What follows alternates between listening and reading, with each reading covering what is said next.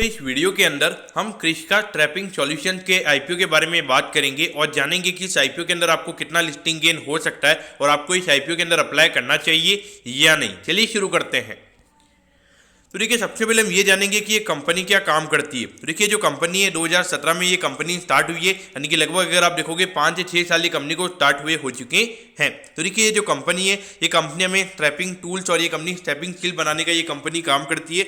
और उसके अंदर अगर हम कंपनी के मैन्युफैक्चरिंग कैपेसिटी की अगर हम बात करेंगे तो लगभग 18,000 मिलियन टन की कैपेसिटी हमें यहाँ पे कंपनी की स्टील ट्रैप के अंदर नजर आती है। और उसके अलावा 80 मिलियन स्टील्स ये कंपनी एक साल की ये कंपनी बना सकती है। तो इस पॉइंट से अगर आप देखोगे तो अभी के हिसाब से एक छोटी कंपनी हमें ये नजर आती है, तो वहाँ पे एक अच्छी खासी कैपेसिटी हमें यहाँ पे कंपनी की नजर आती है। लेकिन अभी लगातार यहाँ पे कंपनी को कैपेक्स करना पड़ेगा अगर कंपनी को अपना वॉल्यूम ग्रोथ लेकर आना है। तो अगर हम कंपनी के फैसिलिटी की अगर हम बात करेंगे तो ये जो कंपनी की मैन्युफैक्चरिंग फैसिलिटी है ये कंपनी की हमें चेन्नई में नजर आती है।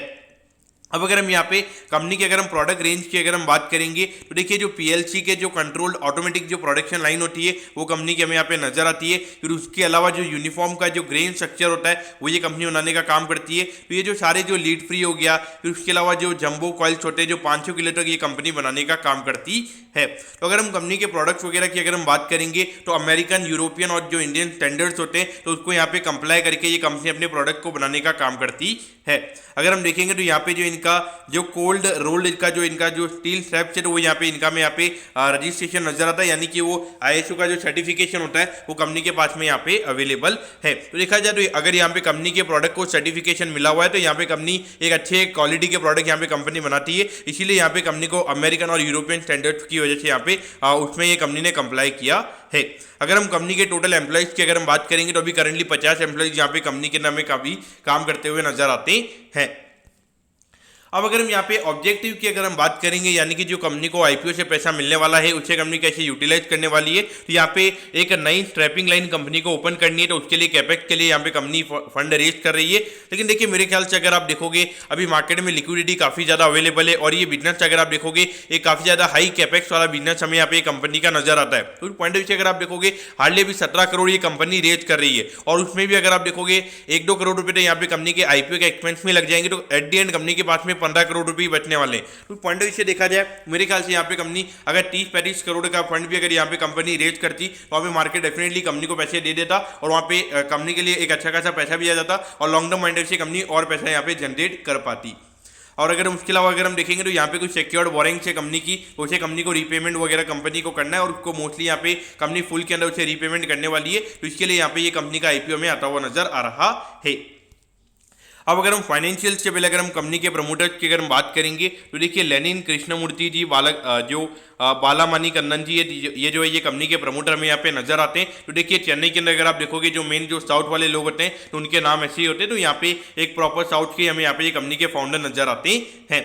तो देखिए, यहाँ पर अगर आप देखोगे 2020 में कंपनी का जो रेवेन्यू का नंबर था वो सिर्फ 98 लाख रुपीस के लगभग था और अगर आप अभी देखोगे लगभग 63 करोड़ के लगभग के रेवेन्यू के नंबर पे कंपनी का भी हमें आईपीओ आता हुआ नजर आ रहा है। और ये भी अगर आप देखोगे लगभग 11 महीने के लगभग का नंबर हमें यहाँ पे नजर आता है, यानी कि पूरे साल के हिसाब से लगभग यहाँ पे 70 करोड़ के लगभग का रेवेन्यू का नंबर यहाँ पे कंपनी का हो सकता है।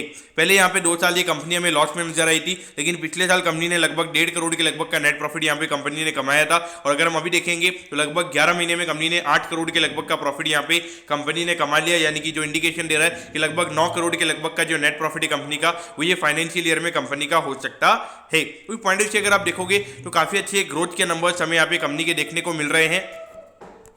और एक जिस तरीके से ये कंपनी ग्रो कर रही है तो वहाँ पे मेरे ख्याल से देखा जाए तो मार्केट यहाँ पे ये कंपनी को लगभग 15 से 20 का पी रेशियो डेफिनेटली मेरे ख्याल से यहाँ पे मार्केट ये कंपनी को देता हुआ नजर आएगा। और यहाँ पर अगर हम देखेंगे तो अभी कंपनी के पास जो डेट भी है वो डेट भी यहाँ पे थोड़ा आईपीओ से पैसा आएगा तो डेट भी अगर यहाँ पे कम हो जाएगा तो यहाँ पे जो इंटरेस्ट कॉस्ट कंपनी को लगता है तो वो भी यहाँ पे इंटरेस्ट कॉस्ट भी कंपनी को कम लगेगा। तो फिर वो आने वाले टाइम पे कंपनी की जो प्रॉफिटेबिलिटी है वो हमें और बढ़ती हुई नजर आएगी। अब अगर हम आईपीओ की डिटेल्स के बारे में अगर हम बात करेंगे तो देखिए, 16 मई को ये आईपीओ में ओपन होता हुआ नजर आएगा और 19 मई को ये आईपीओ में क्लोज होता हुआ नजर आएगा। यहाँ पे 54 रुपीज पर शेयर पे यहाँ पे कंपनी हमें शेयर देती हुई नजर आ रही है। हमें यहाँ पे 2000 शेयर्स का हमें यहाँ पे लॉट नजर आता है, यानी कि एक लॉट को अप्लाई करने के लिए यहाँ पे 1,08,000 रुपये यहाँ पे आपको लगने वाले हैं। अगर हम टोटल इश्यू साइज की अगर हम बात करेंगे तो 17 करोड़ 93 लाख रुपीज का आईपीओ में यहाँ पे कंपनी का नजर आता है और जिसमें से अराउंड 35% के लगभग का रिटेल कोटा में नजर आता है, यानी कि लगभग 5.5 से 6 करोड़ के लगभग का रिटेल कोटा में यहाँ पे कंपनी का नजर आता है। और ये जो कंपनी, ये कंपनी हमें एनएससी के एसएमई प्लेटफॉर्म पे ये कंपनी हमें लिस्ट होती हुई नजर आएगी। अब अगर हम टाइम टेबल के बारे में अगर हम बात करेंगे तो देखिए 24 मई को आपको पता चल जाएगा कि आपको अलॉटमेंट मिला है या नहीं। अगर अलॉटमेंट नहीं मिलता है तो 25 मई को आपको रिफंड मिल जाएगा और 26 मई को आपके डीमेट अकाउंट में शेयर आ जाएंगे अगर आपको अलॉटमेंट मिलता है। और 29 मई को ये कंपनी हमें लिस्ट होती हुई नजर आएगी। यानी कि ऑलमोस्ट अगर आप देखोगे तो जो आईपीओ का क्लोजिंग डेट है उसके बाद में 9 से 10 दिन बाद में ये कंपनी हमें लिस्ट होती हुई नजर आएगी।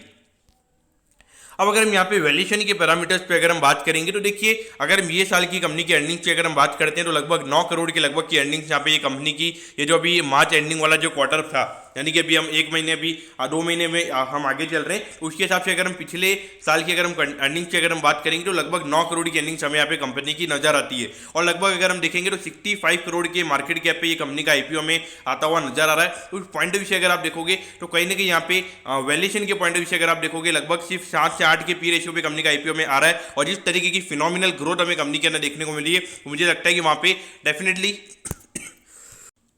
डेफिनेटली जो मार्केट है यहाँ पे वो लगभग 19 से 20 का पी रेशियो में यहाँ पे मार्केट मेरे ख्याल से इस कंपनी को देता हुआ हमें नजर आएगा। और मुझे नहीं लगता कि इतनी छोटी ये कंपनी है तो यहाँ पर आपको price to book value company का देखना चाहिए, पूरा प्रॉफिटेबिलिटी के ऊपर ही आपको ये कंपनी को वैल्यू करना चाहिए। और उस पॉइंट ऑफ व्यू से देखा जाए तो मुझे लगता है कि डेफिनेटली लिस्टिंग प्राइस पे ही हमें ये जो कंपनी है हमें डबल होती हुई नजर आ सकती है। अभी लगभग 54 रुपीज़ के लगभग ये कंपनी शेयर दे रही है। मुझे लगता है कि लगभग 100 रुपये से ऊपर की लिस्टिंग यहाँ पे ये कंपनी की होनी चाहिए।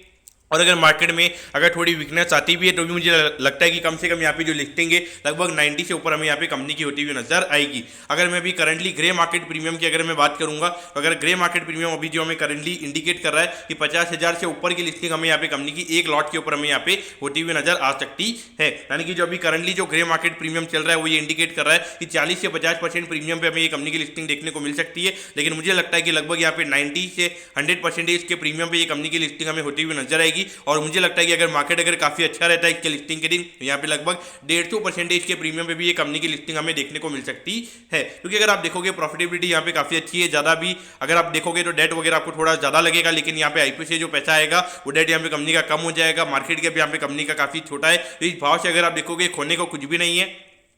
उस पॉइंट ऑफ व्यू से मेरे ख्याल से यहाँ पे अप्लाई करना चाहिए या नहीं, तो देखिए मेरे ख्याल से यहाँ पे सिर्फ 17 करोड़ के लगभग का आईपीओ मुझे यहाँ पे नजर आता है। और लगभग मुझे लगता है कि 2,500 करोड़ की डिमांड हमें यहाँ पे इस आईपीओ के अंदर देखने को मिलेगी। तो ओवरऑल अगर मैं बात करूंगा तो लगभग 150 टाइम के लगभग यहाँ पे मुझे लगता है कि आईपीओ में सब्सक्राइब होता हुआ नजर आएगा। तो मुझे नहीं लगता है कि आपको यहाँ पे कोई भी इनकेस यहाँ पे मार्केट में भले आप कितनी भी एप्लीकेशन लगा दोगे, लेकिन आप पे मुझे नहीं लगता है कि हार्डली यहाँ पे रेयरली कोई चांस होगा आपको अलॉटमेंट मिलने का। तो मेरे ख्याल से देखा जाए ये आईपीओ को आपको उसी तरीके से देखना चाहिए। अगर आपके पास में ऐसे ही पैसा पड़ा हुआ है तो यहाँ पे अप्लाई कीजिए। बाकी मेरे ख्याल से मार्केट से पैसा निकाल के आईपीओ में अप्लाई करने के लिए मेरे ख्याल से काफी गलत स्ट्रेटेजी रहेगी, क्योंकि अभी मार्केट काफी अच्छी रिकवरी मोड पे, और अगर आपने पैसा निकाल के अगर इसमें पैसा डालने की कोशिश की और अगर आपको यहाँ पे अलॉटमेंट नहीं मिलता है तो वहाँ पे जो मार्केट अगर 5 से 6% की रिकवरी अगर मार्केट में हो जाती है तो आप वो भी लूज करोगे, और यहाँ पर आपको अलॉटमेंट नहीं मिलेगी तो आप वो भी लूज करोगे। तो मेरे ख्याल से मार्केट से पैसा निकाल के बिल्कुल भी यहाँ पर आपको आईपीओ में अप्लाई नहीं करना चाहिए।